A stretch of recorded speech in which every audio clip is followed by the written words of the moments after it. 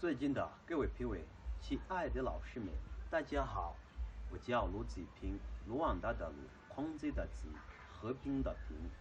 我的卢旺达名字是满子一段，我是卢旺达科技学院大四的学生，我的专业是机械工程。今天我给大家带来的演讲是“一带一路”上的世界大家庭。由中资企业承建的亚一铁路是非洲第一条跨国标准轨电气化铁路。“一带一路”倡议为全球携手应对挑战提供了很好的思路，推动了贸易自由化和国际经济合作。“一带一路”就是跨越不同地域、不同发展阶段、不同文明，世界上越来越多国家同声响应相向而进，加入了“一带一路”建设的大合唱，做出和谐共赢的命运交响乐。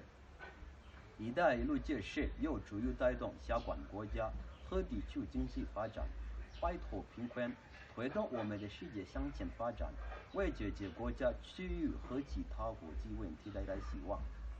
如今国际环境发生深刻变化，中国提出“一带一路”倡议是要促进协同合作。正所谓你好我好大家好，中国愿意看到全人类社会的共同进步。“一带一路”倡议将建立起一个新的地球价值观，并且构建起各国人民共同参与的命运共同体。一方面，“一带一路”意味着一个全新的市场；另一方面，中国通过和世界各国互利互动，可以唤起沿线民众的热情，帮助所有参与者实现资源配置的优化。我们不能没有全球化，需要通过创新驱动发展，实现一个更有人情味、更加和平、更具文化多样性的全球化。我们需要通过文化交流，消除分歧对立，增进民心相通。